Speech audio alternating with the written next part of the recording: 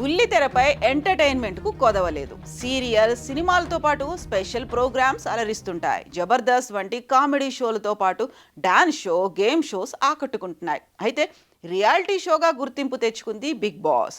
హిందీతో పాటు తెలుగు, తమిళ, కన్నడ, మలయాళం, మరాఠీ భాషల్లో ప్రసారం అవుతోంది. ఇప్పటికే తెలుగులో 7 సీజన్లను పూర్తి చేసుకుంది. 6 సీజన్లకు రాని హైప్ 7వ సీజన్కు వచ్చింది. ఉల్టా పల్టా అంటూ సరికొత్తగా గేమ్ డిజైన్ చేయగా రైతు బిడ్డ పల్లవి ప్రశాంత్ టైటిల్ విన్ అయ్యాడు. గెలిచి బయటకొచ్చాక పోలీసుల ఆంక్షలు బేఖాతరు చేస్తూ చేపట్టిన ర్యాలీతో అభాసుపాలై అరెస్ట్ అయ్యాడు. ఇక సినిమాల్లో హీరోగా నటించబోతున్నాడు పల్లవి ప్రశాంత్.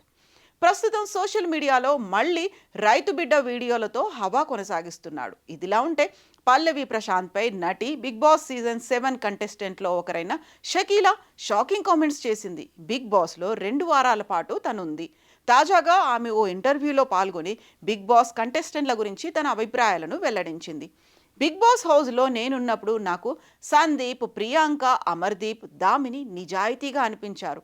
నాకు ఎక్కడా తప్పులు కనిపించలేదు. వారి కంట్లో నిజాయితీ కనిపించింది. అలాగే శివాజీ న్యూట్రల్ పర్సన్, ఆయన్ను జడ్జ్ చేయలేను. టేస్టీ తేజ్ కుట్టి పయ్యా నా గుడ్డు తినేవాడు. అమ్మ అటు చూడు అంటూ లటుక్కున తినేసేవాడు అని పేర్కొంది.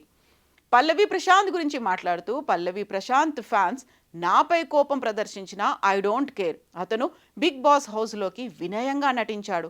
సీనియర్ ఆర్టిస్టులకు గౌరవం ఇవ్వలేదు. ఒక్కొక్కరి దగ్గర ఒక్కోలా నటించాడు.